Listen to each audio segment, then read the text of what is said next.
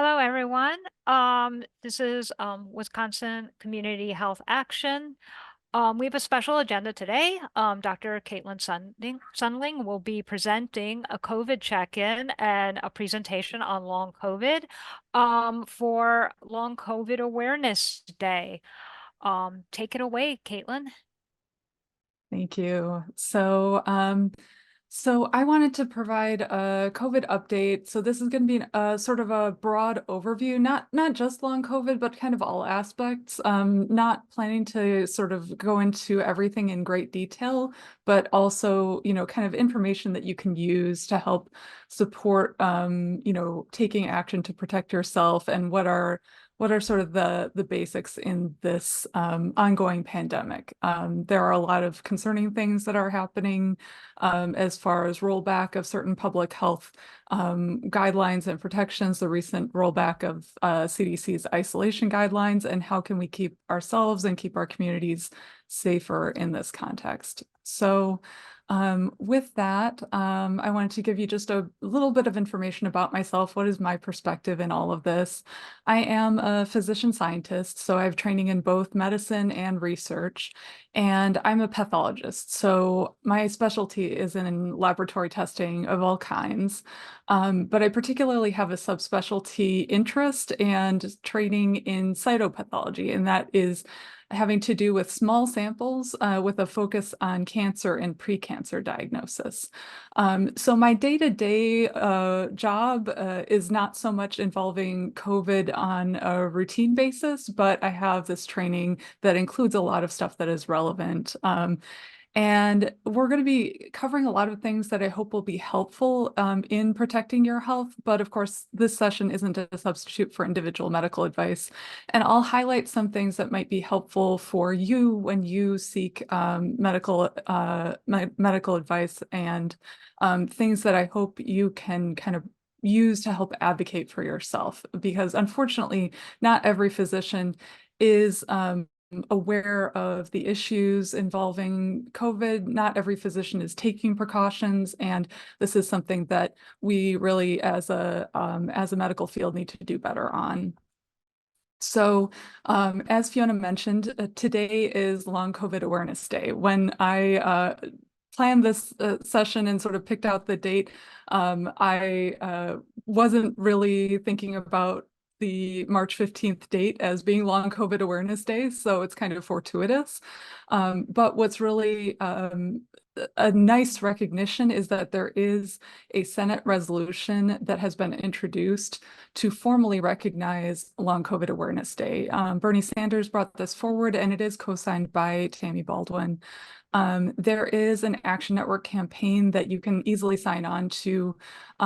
This is basically sending a letter to your senators saying that you want them to support this campaign. So here in Wisconsin, that'll go to Ron Johnson and Tammy Baldwin herself. So you might want to actually also send a letter to Tammy Baldwin separately, also thanking her for her support of this resolution. So hopefully that will go through. And there was a lot of activity on social media today, and you can check that out, see some very moving patient testimonials, and see how long COVID is impacting so many people in their day-to-day lives. This is something that is really an ongoing issue along with the ongoing spread of COVID. We really need to focus on both preventing new cases of long COVID as well as finding better treatments for long COVID for the future. I wanted to give a brief update on the COVID situation, both nationally and locally. So I'm going to start with the national wastewater levels. And on the left, you can see a map of the states. And if you've been following this, you might notice that there are states that have had some reduction in wastewater COVID activity. So the wastewater testing levels are not really validated to the degree that we can use them to assess our day-to-day risk. But these levels do give us an idea of sort of, are things increasing and decreasing over time? So we can still see, though, that there are significant hotspots within a number of states sort of clustered around the sort of Southeast and Midwest. So we are still here in, I think, this sort of lower high level. So COVID wastewater levels in Wisconsin are monitored through a state dashboard as well, which is really nice. So the links are available on the slides. I'll share those again in the chat as well. But you can see that we've had previously in late December a peak that got pretty high. It was like our second highest wastewater peak in Wisconsin. And the levels in the wastewater are coming down. A decrease in wastewater levels does not mean that it's safe to go without taking COVID precautions. So we are still really well justified in taking COVID precautions, but looking at the wastewater can give us a better idea of what's happening over time and that COVID is still spreading. So it's probably a little bit less risky than it was a couple of months ago, but I just really want to encourage people to continue taking precautions because it really only takes one COVID case in our day-to-day lives, and people can have COVID infections without having symptoms. About 30% of COVID cases are without symptoms. So it's good that we are on a downtrend right now statewide, but that is something that we still need to take precautions against. Here in Madison, in the Madison sewer shed, we can take a look at the wastewater levels as well. And you can see that when you get down to the individual sewer shed data, the data look really noisy. So you see all these little points all over the place. And we ended up in the very low category recently, but you can see how this is kind of like a very gradual downslope. And I think it's really key to see that we have had times when the wastewater levels in the Madison sewer shed have been lower than they are currently. So again, very low does not mean the risk in our day-to-day lives is very low, but it just means that the wastewater levels, which give us an idea of how much COVID is out and about in the area, are kind of lower than they had been in the past. So that's a good thing. We definitely want to see COVID decreasing, but we need to also prepare and protect ourselves. Looking at our county level dashboards actually tells a very interesting story. I thought this was very helpful. So Public Health Madison and Dane County has several different dashboards. They don't have all the information that they used to have earlier in the pandemic. We have lost a lot of COVID testing data. So whenever we're looking at individual case level data versus, sort of PCR testing data, which is what we see here, versus wastewater, we know that the PCR testing data is going to come from very selected cases. So that's going to be people who have a specific reason to get PCR testing. Often that's people who already have symptoms. So we're not doing a lot of PCR testing of people who, who don't have symptoms, but there are various things with the lack of testing access. So we might see various biases in PCR testing data, as we all know that it's been pretty difficult to get PCR testing and sometimes expensive. Insurance doesn't necessarily always cover it. But they do put COVID testing data on the same plot along with influenza and RSV. And I thought this was interesting because although you see the COVID curve here, kind of a slow, slight downslope after, it's been a pretty, pretty solid amount above 10% positivity recently, and now it's a little bit below 10% here. This is percent positivity of all tests.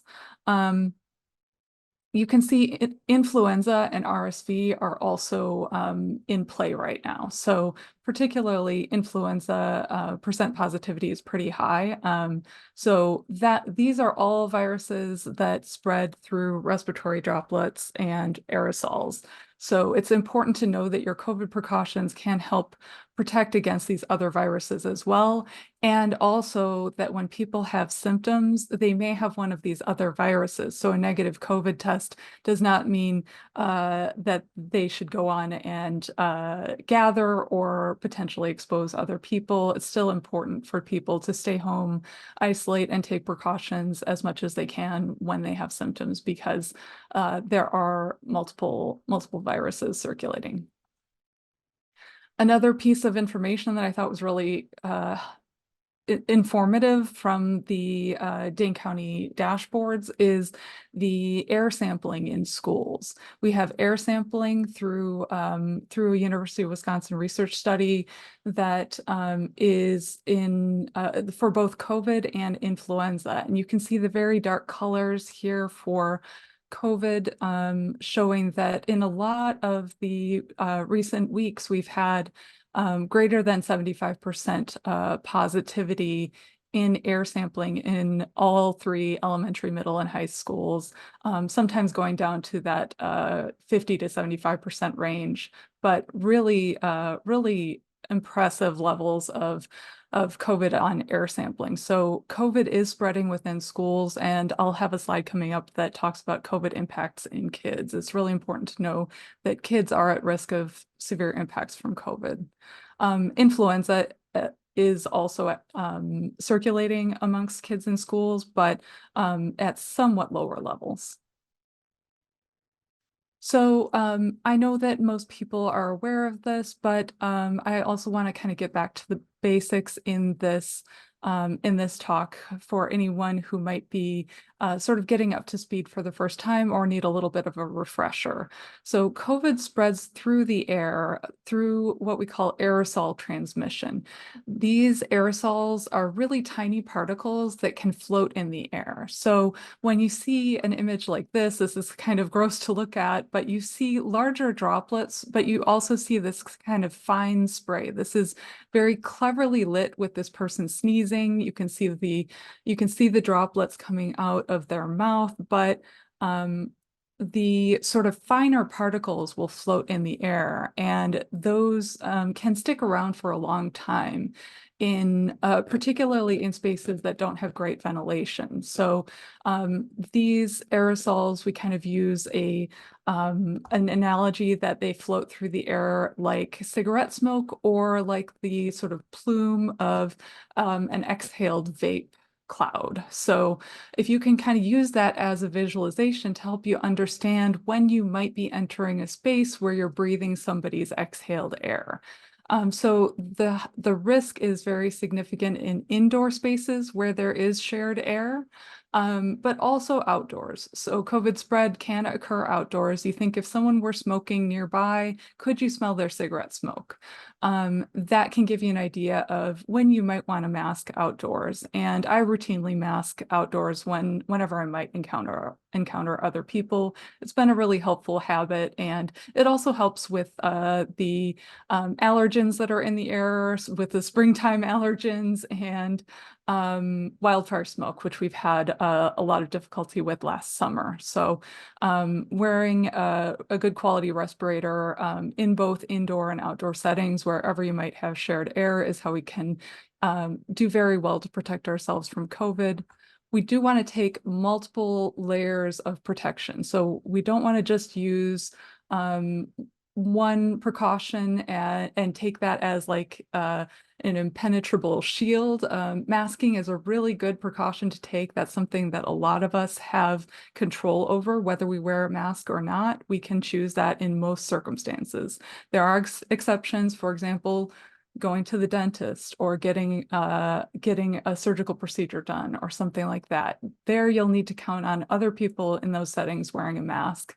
And healthcare masking has been something that we've focused on trying to advocate for, in which we thankfully have healthcare masking currently in quite a number of healthcare settings in the Madison and Dane County area, although still some room left for improvement there. So as far as our layers of precaution, you can think about this as you should try to get as many layers of precaution as you can, because COVID is so highly contagious. It's you want to add on as many layers as you can to make it much, much safer when you might be exposed. So improving air quality is a helpful way to reduce the amount of infectious aerosols in the air. So that can be done through ventilation or filtration. And portable HEPA air purifiers are a good way to do that in your own home. I have little HEPA air purifiers in almost every room of my house now. So I actually can't think of a room where I don't have one. So you can keep them and turn them up when you might need to isolate or take extra precautions. Physical distancing, that's something that we all became aware of earlier on in the pandemic. It is really helpful. So increasing the distance between people and also thinking about reducing the crowding in spaces. That can reduce your risk of exposure. Reducing the amount of time you spent with others indoors. So moving some activities outdoors as weather permits. Thankfully, it's getting warmer here this spring, and we might be able to do some more outdoor gatherings. Those outdoors will be safer than indoors. But with outdoor gatherings, you still want to think about incorporating other layers of precaution as well. Limiting your number of exposures, there are a couple of ways to think about this. You can think of this as cohorting or bubbling, or we talked about pods earlier on in the pandemic. Those things where you have a group of people where you've agreed to take certain precautions to protect each other, those can all really be helpful. Getting vaccinated and boosted is really important for protecting yourself, and this does reduce the risk that you will become infected in the first place. It's not perfect protection, but just like all of these precautions, it helps, and you really want that as a protection from the most serious consequences of COVID if you are exposed despite your best efforts. And then we'll talk a little bit more about testing. There are some ways that you can use testing to reduce the risk that an infected person might join a gathering, but there are some limitations with testing as well. So taking as many of these precautions as you can at the same time can help reduce your risk very significantly. And it's even better if we can take precautions in larger groups. So that's something that we're working on advocating for within this group. So there are some unproven precautions out there. So I just wanted to put this out there that there is currently insufficient evidence to support some of these approaches like nasal sprays, mouthwashes, or eye drops for COVID prevention. And then supplements or off-label medications, those are things that are also unproven. There's just not enough evidence, even in some of the cases where there may be a few publications. There aren't really solid guidelines about using these safely, understanding the risks and the benefits.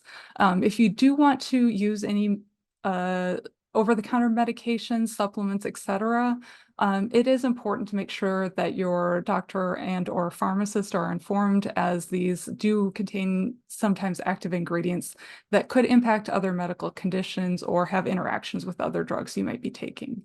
And then there is a technology called far UVC that's actually a ultraviolet light source that isn't proven to be safe or effective. And I have a link to my Substack there that has a little more information. The HEPA air purifiers are a more proven way to clean the air and don't have some of the potential risks of using an ultraviolet light, which obviously has some drawbacks. I think one of the other things to think about in some of the unproven approaches is how expensive they are, and that they shouldn't be used in place of other precautions either. You want to make sure that you're using proven precautions and not taking something that's unproven and using it as a reason, for example, not to mask. So thinking about the overall impact of COVID was the 10th leading cause of death in the US in 2023.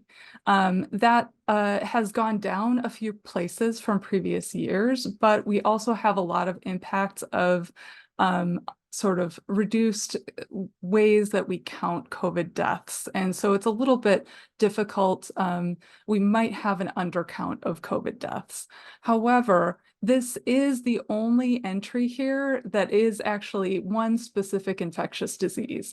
The only one that also mentions another infectious disease is influenza, and that's grouped together with pneumonia. So influenza and pneumonia encompasses a lot of different infectious diseases in sort of one category. So it's really quite impressive and impactful that COVID is still within the top 10 leading causes of death in the year 2023.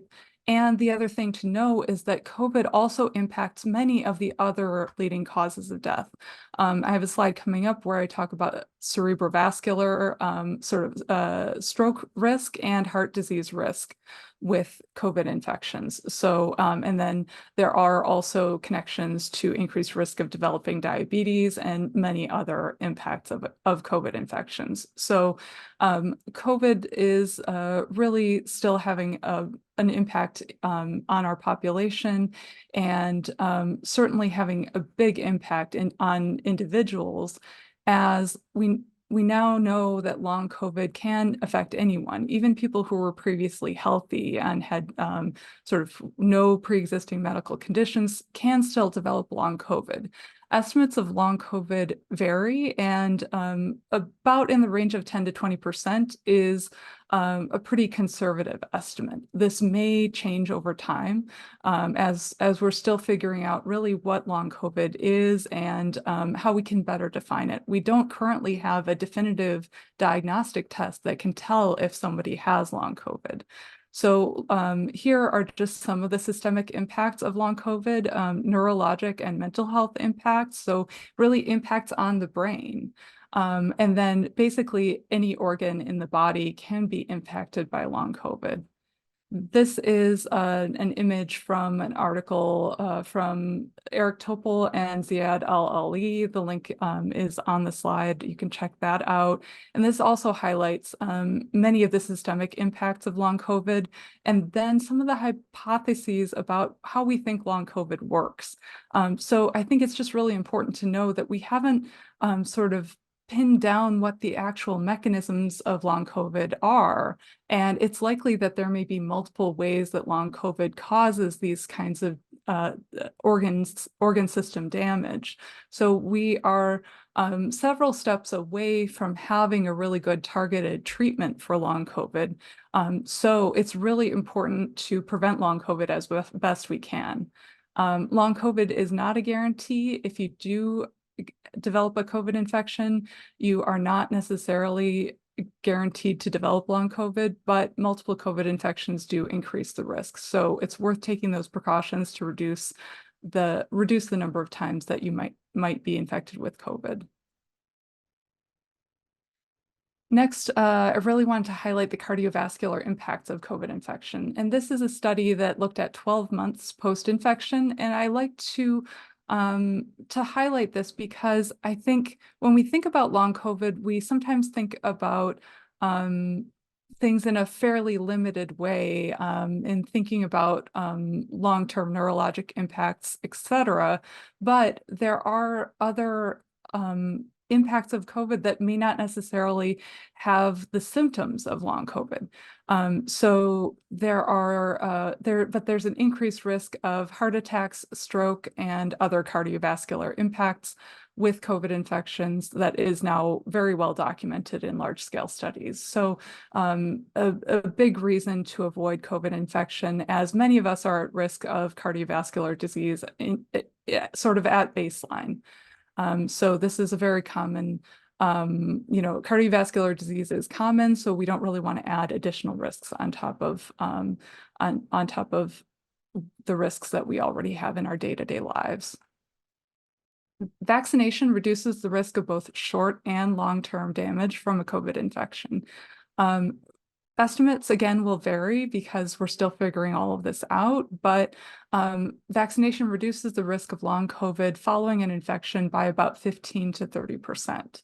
And it's really important to know that the updated XBB-based booster vaccines, the so-called the 2023 to 2024 formulations, are protective against current variants, including the JN1 variant. And they provide about 50% protection from symptomatic infection. So although those vaccines have been out for a while, it's still worthwhile to get up to date if you haven't gotten those vaccinations yet. So question, should I get an updated vaccine? Really, everyone should get the updated formulations that were available in fall. If you haven't yet, now is a great time. COVID is still spreading, as we know. And it's important to understand that additional boosters are recommended for people age 65 and older this spring.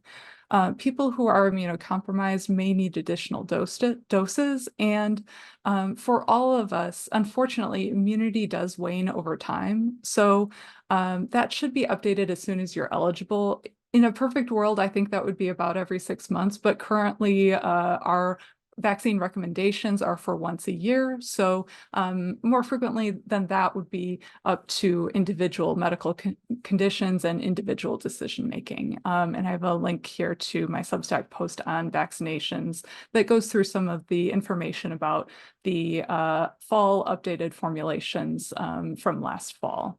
We are expecting too that there will be an update next fall. So it would be great to have more frequent updates to vaccination, but that's where we are currently. Kids need up-to-date vaccination as well as other precautions such as masking and other protections when they're in school and in their daily lives. So we're a bit behind on getting kids updated boosters. So nationally, only about 10% of kids have gotten the updated booster. In Wisconsin, the overall state, we're a little bit worse than that at about 6%. And then in Dane County itself, we're doing a little bit better than the national rate at about 25%. So, but still a lot of room for improvement because kids are at risk of not just symptomatic infection, but some severe consequences of COVID. So kids can develop long COVID, which can affect their ability really to attend school, to sort of do the things that they enjoy in their daily lives. There are a lot of stories about kids who are affected by long COVID and the things they are no longer able to do because of the devastating impacts that they've had. The other condition that kids are at risk for, one of the other severe impacts is this multi-system inflammatory syndrome in children, or MIS-C. And that's something that we heard a lot more about earlier on in the pandemic, but it is still going on. And the risk of this severe inflammatory disorder is increased in unvaccinated kids, as well as kids who haven't received a booster in the last year. This is a new study that just came out in the CDC's publication, MMWR. So it's really important for kids to get updated boosters, and we have a lot of room for improvement there. As far as masking, we have learned that N95 respirators and other high filtration masks are the best thing to use because COVID spreads through the air. We want to get a really good seal around the face and use really high filtration materials. So this is one study that showed a much higher protection from wearing a respirator, even if it's not perfectly used. So in healthcare settings and other settings where we do fit testing and have detailed training on how to use respirators, we can do a bit better than 83%, which is shown here. But it's important to know that even if you're not using a respirator perfectly, you're still going to get the benefit of wearing a more fitted option. So as far as respirator options, I prefer NIOSH approved options when they're available. So this is the government group that certifies respirators for occupational use. The N95 respirators that I recommend are available in styles, many different styles and sizes to fit different faces. It might take a little trial and error if you haven't found one that fits you really well. There are also N100 and P100 respirators, as well as elastomeric respirators, and maybe we can talk more about those at the end if people have questions. KN95s and KF94 respirators are also good. They're made of a really high filtration material and they're made to international standards. The key with those, though, is you need to purchase them from a reputable vendor because there is a problem with counterfeits, and they are often imported from international sources. It can be hard to verify that what you got is really what you think you should be receiving with those. So I have a few recommendations there. And then this is just to highlight that if everyone's wearing a respirator, if everyone's wearing really good protection, then we can increase the protection collectively much more. So it's not just twice as protective if everyone is masking, but the protection actually multiplies. So you can see mentioned that 83% number from that CDC study. This is just a ballpark estimate, but you can actually do much better than that if both people or all people in the room are wearing a high quality respirator. Surgical masks will also provide some reduction in the amount of infectious particles that are coming out from someone's exhaled air. But so surgical masks do help to a degree. So it's really helpful even if there's universal masking with surgical masks. But we can do better than just one-way masking. If everyone's wearing a mask, the protection is even better. So this is the total protection. You can get up to about 97% protection if you had, for example, the infected person might be wearing a well-fitting respirator and reducing the amount of infectious particles, and then another person in the room is also wearing a really good respirator. This is a very helpful and protective situation when we have universal masking. One of our other layers of precaution that I mentioned is ventilation and filtration. I recommend HEPA air purifiers. There are also Corsi Rosenthal boxes, which maybe we can talk a little bit more about afterwards, but there are ways of filtering the air that can help reduce the amount of infectious particles in the air even if your ventilation system can't be further upgraded. So you can, in some cases, improve the furnace filters that you're using, for example, in your home. But at work, in an office setting or something like that, you might not have that flexibility. So using a portable air purifier in whatever space that you're in can help. And here's some tips on finding good HEPA air purifiers. And these aren't super expensive and the filters are replaceable. So that is, both improving ventilation and filtration can reduce the risk of having, sort of accumulation of exhaled air in a space. And there's some guides here from the People's CDC. One is geared towards schools, the other is for workplaces, but both have really good overall advice on ventilation and filtration.